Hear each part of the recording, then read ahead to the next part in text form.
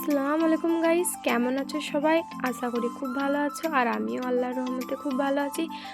আর তোমাদের সকলকে রমজান মোবারক।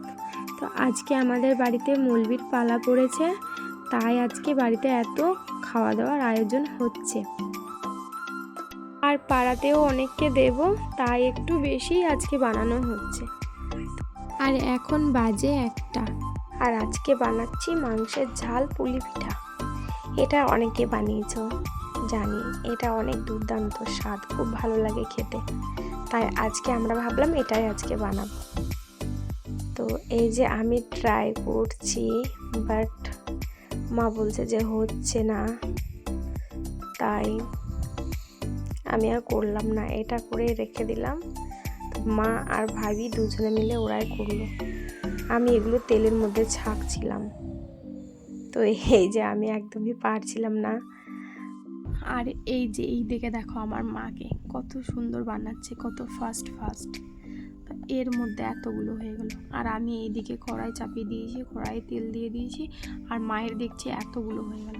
তো আমি এবার যাব জলদি এগুলোকে তেলে ছাড়বো। তো তোমরা যেন ভিডিওটা স্কিপ করো না, ভালো লাগলে ভিডিওটা অবশ্যই লাইক করবে, আর যারা নতুন দেখছো তারা যেন চ্যানেলটাকে সাবস্ক্রাইব করো। তো এই যে এবার একটা একটা করে নেব, আর এই যে তেলের মধ্যে ছাড়ছি। আমার খুব ভয় লাগছে, আমি যখনই কিছু করি তেলের মধ্যে আমার হাত পুড়বেই। তো আজকেও ঠিক পুড়েছে, আমার হাতটা একটু ছাকা লেগেছে। আর এই জন্য আমি একটা করে খুন্তিতে করে নিচ্ছি আর তেলের মধ্যে ছাড়ছি। তো আসলে তাড়াহুড়ো আরও করছি, টাইম খুবই কম হাতে, যেহেতু 1টা বেজে গেছে, এর মধ্যে আমাদেরকে নামাজও পড়তে হবে। হ্যাঁ, এই জন্য আমরা আরও তাড়াহুড়ো করছি। তো এরপরে আবার নামাজ পড়ার পরও আরও অনেক খাবার অনেক রেডি করতে হবে। আর আমি কিন্তু এটা এর আগেও বানিয়েছি, তখনও বানিয়েছিলাম, তখনও খুব ভালো হয়েছিল খেতে। তখন আমি পুরো একাই করেছিলাম, আর এখন সব মাই করেছে, আমি জাস্ট এটা তেলের মধ্যে ছাঁকছি আর আটাটা আমি সেনেছি আর কি। তো এই দেখো এটা আস্তে আস্তে লাল হয়ে আসছে, আর একটু যখন খড়খড়ে হয়ে যাবে তখন আমি তুলে নেব। আর এইদিকে মা শুধু একটাই কথা বলছে, তাড়াতাড়ি কর, নাহলে ওগুলো সব চিটে যাবে। হ্যাঁ সত্যিই খুব তুলতেই পারছি না, খুব নরম হয়ে যাচ্ছে, মনে হচ্ছে যেন ছিঁড়ে যাবে। তো এই যে দেখো এগুলো লাল লাল হয়ে গেছে, কত সুন্দর। আমি এবার একটা একটা করে তুলে নেব, একটু একটু করে তেল ঝরিয়ে। তো এই যে তুলে নিলাম। আর তোমাদেরকে আরেকটা কথা বলি, এটা কিন্তু ময়দা না, এটা আটা। হ্যাঁ, আমার ভাবির যেহেতু ময়দা খাওয়া যাবে না, তার জন্য এটা আটা দিয়েই করেছি। আটা দিয়ে করলেও এটা খুব দুর্দান্ত হয়েছে, অনেক ভালো স্বাদও এসছে। হ্যাঁ, তোমরাও ট্রাই করে দেখবে, ভালো লাগবে খেতে। যারা ময়দা খেতে পারবে না তারা আটা দিয়ে করতে পারো, অসুবিধা নেই, খুবই ভালো লাগবে খেতে।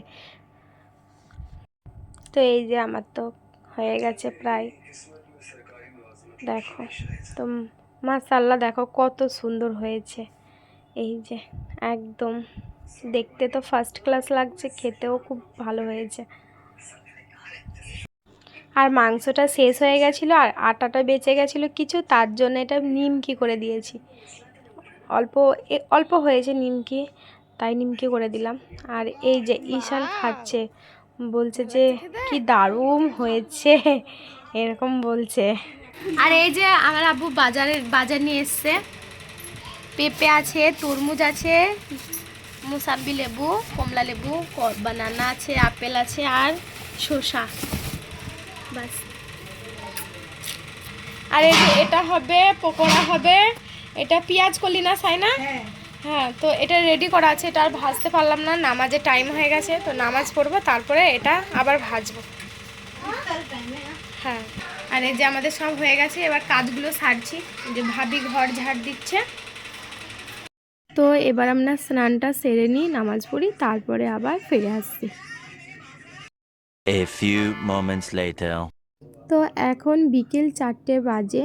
তো মা দেখছি ফলগুলো সব কাটছে। হ্যাঁ, কারণ অনেক যদি লেট হয়ে যায় তার জন্য ফলগুলো মা আগে থেকেই কেটে নিচ্ছে। আর যেই পেঁয়াজ পাতা পকোড়াটা বাকি ছিল ওটাই যে ভাবি ভাজছে। তো এই যে লাল লাল করে পকোড়াগুলো ভাজছে, দেখো, আর আমরা কিন্তু এগুলো আসরের নামাজ পড়েই করছি। আগে নামাজ পড়েছি, তারপরে এগুলো আমরা করছি। তো ভাবিকে বললাম আমাকেও দাও, আমিও একটু ভাজি। তো এই যে আমি এই দেখো ভাজছি।